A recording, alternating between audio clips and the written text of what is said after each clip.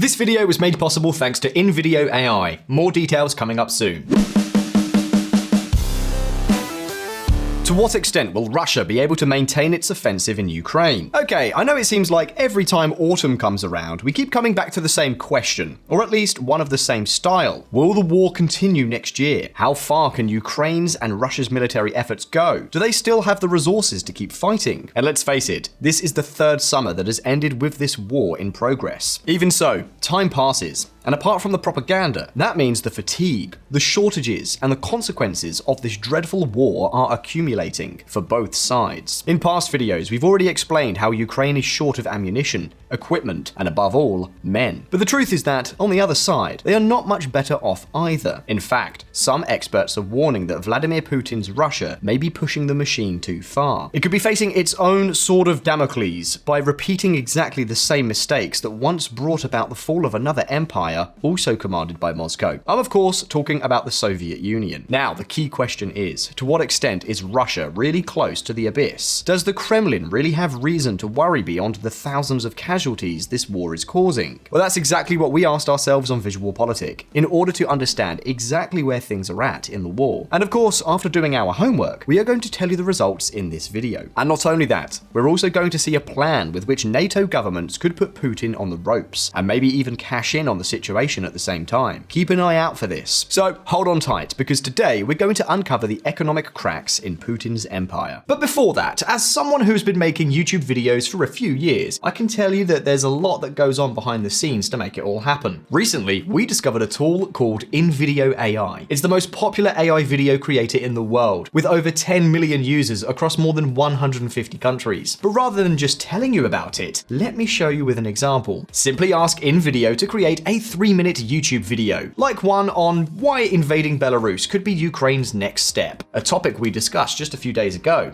That's right, we're diving into why invading Belarus could be Ukraine's next bold move. And if something doesn't quite meet your expectations, you can always make detailed edits as needed. Just go to the edit command box and type in your request. For example, you can translate the video to Spanish and add subtitles. It's that easy. Bielorrusia es un punto estratégico. Controlar Bielorrusia podría darle a Ucrania un colchón contra... Additionally, you can clone your voice and use it to narrate videos in your own voice in any language. By clicking the link in the description, the pinned comment, or the QR code on the screen, you can create up to 4 videos for free on InVideo. However, these will include a watermark. For just $20 a month, you'll get full access. And if you use our code, VisualPolitik50, you'll receive double the video generation credits in your first month. It's a much more affordable option than purchasing all the tools separately. Plus, it includes access to a vast library of royalty-free material. A big thank you to InVideo AI for sponsoring this video. And now, let's get back to today's content.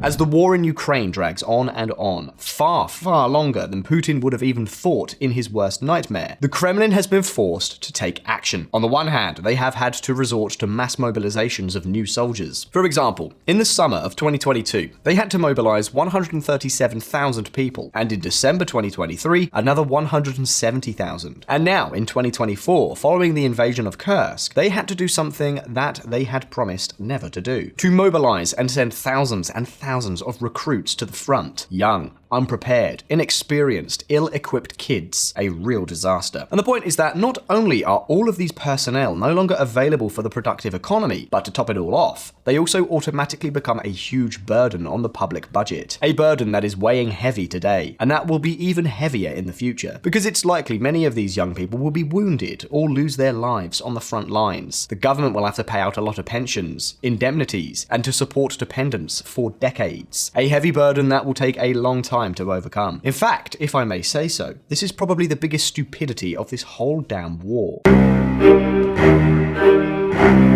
Emperor Putin is sacrificing tens of thousands of young people. In one way or another, he's making them destroy their lives on the front lines instead of creating, working, building, and shaping the future of Russia, which of course would be much better for everyone, starting with the Russians themselves. But you know, the emperor's pride comes above anything else, including national interest. And it's not even just the soldiers. As you all know, on 6th of August, Ukraine launched the invasion of Kursk. In this video, we aren't going to analyze that move. We'll leave that for other videos. The point is that today, Zelensky's troops control more than 1,000 kilometers square inside Russia, that they are now fighting inside Russia, and that this has resulted in 120,000 to 200,000 refugees. Russian citizens who have fled or are fleeing the war at this very moment. And of course, this also means an increasing cost for the government, which has to take care of their most basic maintenance. To date, Moscow has already set up more than 400 shelters in the country, but that's not all either.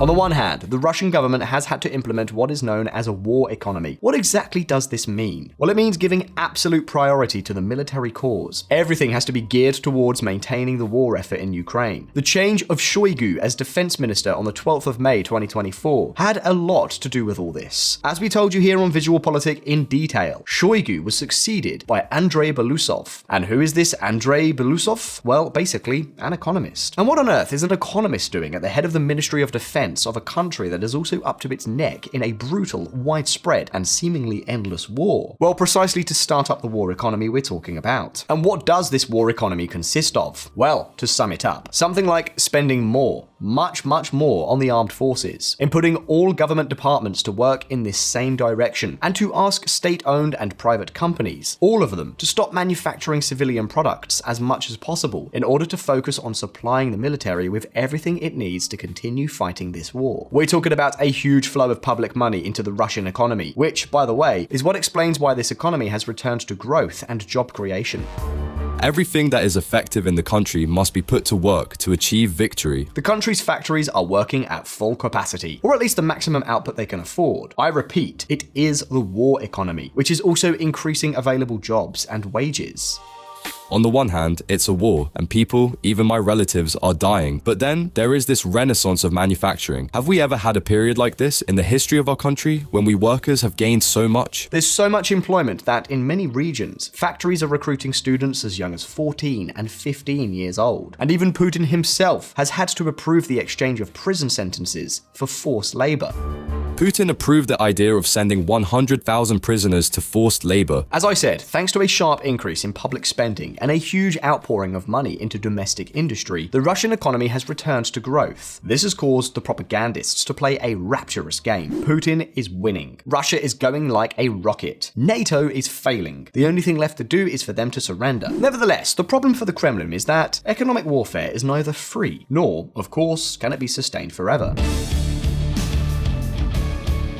In the short term, yes, the economy and employment increase, but they do so at the cost of swallowing a lot of public money and leaving aside other activities and investments that are really productive. To be understood, the war economy would be something like a macro public stimulus plan. Of course, beyond the debate about whether stimulus plans are good or not, we'll leave that to visual economic. The point is that this particular plan is causing companies to stop doing what they are good at and do what the government is asking them to do. And so, if this macro stimulus is suddenly cut off, the house of cards can quickly fall down. Think about it. Production would be worthless. Without government contracts, thousands of jobs will become obsolete. Companies will have to reconvert, spending a lot of money along the way, and so on and so forth. And naturally, in an open and competitive country, that may be acceptable. But in a country subject to thousands of sanctions and little or no competition in the international market, it's something like a recipe for disaster. On the other hand, if they are not cut, there will come a point at which public resources will no longer be sufficient. In the end, in both cases, the outcome would be similar. Why? Because a militarized economy gradually consumes national resources, and if on top of that you aren't winning the war, then you have a serious problem. To be clear, Russia is currently not only waging a tough and devastating war with Ukraine, it has also begun to wage another war, an economic one, and it's not clear that it can win that one either. What we know right now is that the sum of the sanctions and the war effort are greatly weakening the country's already meager productive wealth. Of course, we'll get to that in a moment. First, let's start by seeing, step by step, exactly what is happening.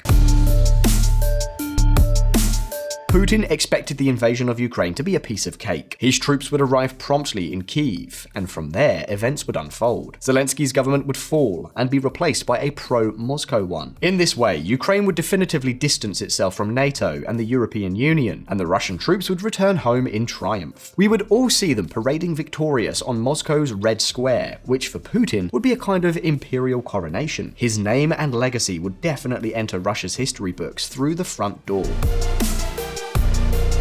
Yet, as you all know, none of that happened. Unexpected resistance from Ukraine brought all these plans to a halt. Then came the Western sanctions, and Russia began to be cut off from the rest of the world. Its economy faltered, multinationals fled the country, most of the government's assets abroad were frozen, energy revenues plummeted, and in a matter of days, the ruble lost almost 50% of its value. This, I am sure, is a story you all know well. But, VisualPolitik community, this time the Kremlin did not stand idly by. They moved fast.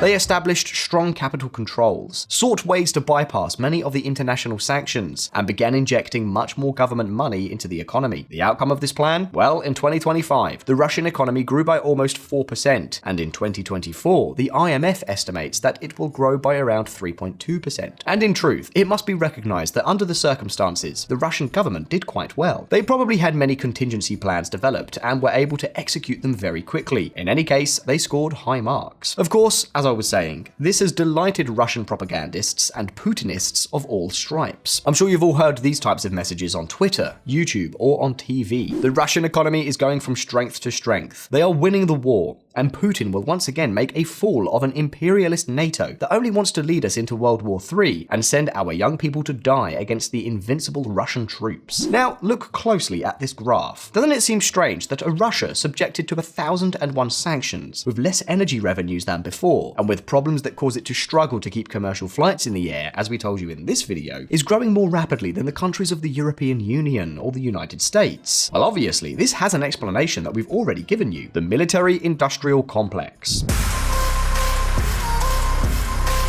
As the Russian government is spending money hand over fist on its offensive in Ukraine, its orders to industry are growing, and with it, production levels. In other words, it's the government itself that is subsidizing growth. Pure economic Keynesianism. The problem, as I said earlier, is that the military industry is focusing on manufacturing rudimentary products that are consumed soon after being produced. In other words, no capital goods, technology, or products are being produced that will be competitive on the international market, or that would at least improve the living conditions of the Russian population. No, what Russia is doing is reconditioning old semi-abandoned tanks, making ammunition, bombs, mines, artillery shells, and the like. And of course, I repeat again for the sake of clarity, it's doing so by swallowing up a lot of public resources and ceasing to manufacture other products that are more important for the well-being and future of Russians. In other words, the good old feast for today and famine for tomorrow.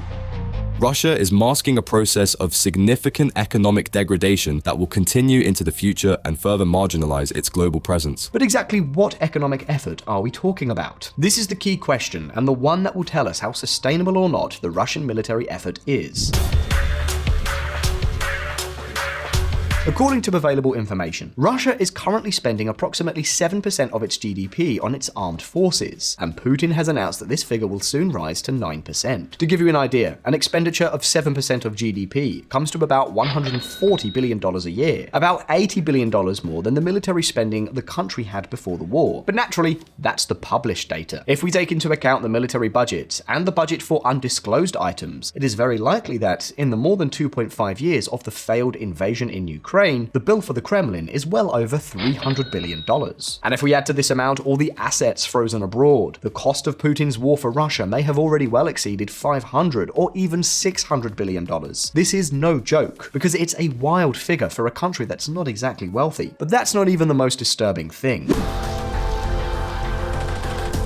The worst part is that the Russian government is probably already spending almost half of its budget on this futile venture. This, to be clear, means no more spending on roads, schools, universities, hospitals, and all kinds of necessary infrastructure. All things that Russia does not exactly have to spare. What's worse, as the war continues, the government's effort will become greater and greater. That's because state revenues to finance the war will fall, because there is less and less private sector and more companies living off the government. Then, pension and severance payments will continue to skyrocket, and of course the government will have to keep burning money on its military-industrial complex. The result? The standard of living for Russians will become worse and worse. This is not an opinion. This is basically a perfectly anticipated economic consequence. Naturally, some say that military spending may end up driving innovation, technological development, and a strong industrial base. In that vein, it would resemble the Keynesian-style plans advocated by many economists. Something like, use government money to put a country's economy to work, and everything will go full steam ahead. The point is that Russia is not making any technological effort. Russia is basically manufacturing basic stuff at full speed to throw over the front line.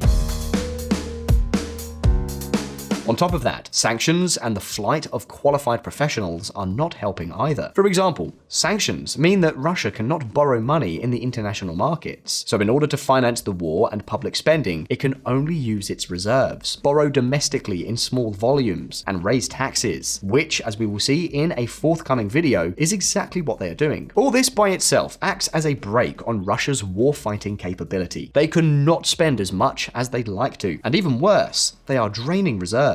For example, Bloomberg estimates that the liquid reserves of the National Wealth Fund, a sort of sovereign wealth fund, have been cut in half. And of course, the terribly widespread corruption in Russia, and particularly around government money, well, it doesn't do any good either. But even so, thanks to the government's efforts, the Russian economy is producing more things, and that is what's known as economic growth, because the rate of economic growth does not discriminate between productive, sustainable, healthy, or useless growth. Even the Soviet Union, or more recently, Hugo Chavez's Venezuela, had years of high economic growth. In fact, what the data that propaganda always forgets also tells us is that private sector investment has stagnated since the beginning of the conflict, and that Russia's traditional trade surplus is declining. And what does this mean? That much of the money the government is injecting into the economy ends up paying for more and more imports of consumer goods, like cell phones and Chinese cars.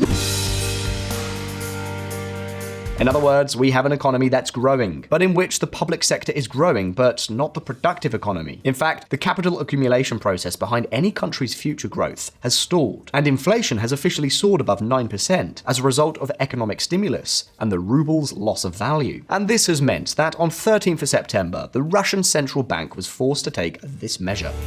Russia's central bank raises rates to 19% as inflation ticks up. All this logically weakens the economic foundations of Putin's empire, which, moreover, was the essential objective of the sanctions, to curtail Russia's capacity in the medium and long term. And this leads directly to a crucial question. What incentive does Putin have to stop the war? Let me explain. Putin is not an economist. He's basically an emperor who wants to see his dreams come true. And you know, an emperor, a true emperor, is never wrong. And if, thanks to the military effort, the economy is growing and jobs are being created, why would Putin stop? And if he were to stop, wouldn't that be a danger to NATO? Be careful with this matter. Putin invaded Ukraine with his historical legacy in mind. Clearly, the operation was a failure, but time is passing, and Putin is being brought back to square one. What can his legacy be now? Well, only one that also justifies the operation in Ukraine. I'm talking about militarizing the country to turn it into a kind of Sparta. At least in his head, that's something that can happen. This way, Putin would be seen in the history books as the guy who launched a war to protect Russia and then gave Russia a rocky force. This is at least one option that some analysts point to, and it certainly doesn't seem too far-fetched. To portray the war in Ukraine as the beginning of a new military era, something similar in a way to what the North Korean regime is doing, with whose leader Putin now gets along with swimmingly. Meanwhile, others say that Putin will seek to end the war as soon as possible so that the Russian economy doesn't end up being derailed. So what's our take? It's not easy to say. Common sense would make us think that Putin has to seek the end of the war so that his legacy does not completely collapse, so that the oligarchs don't start maneuvering against him, and to avoid the risk of a possible defeat, which would be too humiliating and probably the end of his empire, of his power, and even of his life. What's more, it's unclear how the war economy can go. Russian companies are very inefficient, and despite all efforts, the country remains dependent on supplies from North Korea and Iran. In fact, the government-run companies linked to the military world could be turning into a bottomless pit of colossal losses, which the government will also have to bear. But, on the other hand, if there's one thing the Russians have proven, it's that they can be the most stubborn of stubborn people in the world. Without going any further, the replacement of Shoigu with an economist may mean that Putin still believes that the war can be won while rebuilding Russia's steely power. The question is, what do you think? Leave us your answers in the comments. But hold on a minute, because it's not only Russia that has this problem. Let's not fool ourselves. Ukraine's problem is logically much bigger. It fights in its cities. Its population is much smaller, and it doesn't have the massive resources generated by oil and gas sales. That's why in Ukraine, war spending is gobbling up almost 40% of its entire GDP. This basically means what we all already know, that in order for Ukraine to sustain its military effort, it needs Western assistance. Assistance, by the way, that's very cheap for the West and absolutely vital for Ukraine. So you see, alongside the military battles, another war of a more economic nature is being waged. Russia is pulling out all the stops, and guess what? The West is not doing the same. The money that has been earmarked for Ukraine may seem like a lot in absolute terms, but it's trifle in relative terms. If we're talking about economic warfare, the difference between Russia and the West would be exponential if the NATO governments had their way, and they wouldn't even have to send arms to Ukraine indefinitely. They would only need to provide Ukraine with sufficient funds to buy weapons and equipment from all over the world, from Japan to South Korea, from the United States to the European Union, or for Ukraine to develop them itself, which, as we will soon see here on VisualPolitik, is something they are already doing. Together, the European Union and the United States could put several $100 billion on the table without blinking an eye, and without any consequences for their own finances. In the medium term, that could change the war completely. At the same time, and this is extremely important, they would also help to rebuild military production capabilities that are at a low in the West, and that are the main deterrent for avoiding, for instance, a war with China in the future.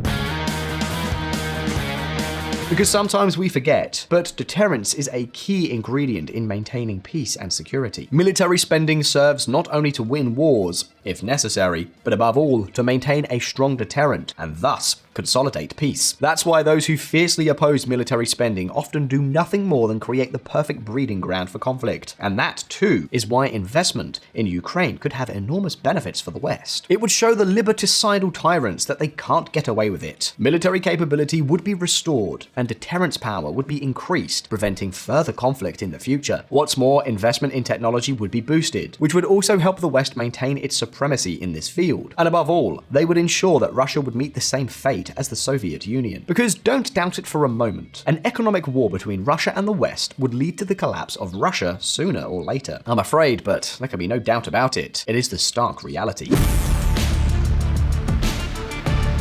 So the bottom line. Putin is preparing to wage a war of attrition. This effort will gradually consume all Russia's capabilities, but their hope is that Ukraine will fall sooner. In any case, this opens up a new window of opportunity. The West could view Putin's going all in to provoke not only the erosion of Russia's military capabilities, but could also accelerate the decapitalization of its economy. The question is, how to do it? This is certainly not achieved by sending Ukraine 50 or 100 Leopard 1s and a couple of dozen Leopard 2s. This is done primarily by putting money on the table so that Ukraine can place massive orders with the military industry throughout the West. Set up what could be described as a new Marshall Plan. Russia has to see that things for Ukraine will be better and not worse. That would force them either to negotiate or to increase their commitment to the war economy, and in truth, either option would be terrible for Putin. These are the cracks that threaten the power of the Kremlin and of an emperor who may very soon be left naked. As we always say, here on VisualPolitik, we will keep an eye on all of the developments, and we will tell you about all of them. Now, if you found this video interesting, don't forget to like and subscribe to VisualPolitik if you haven't already done so.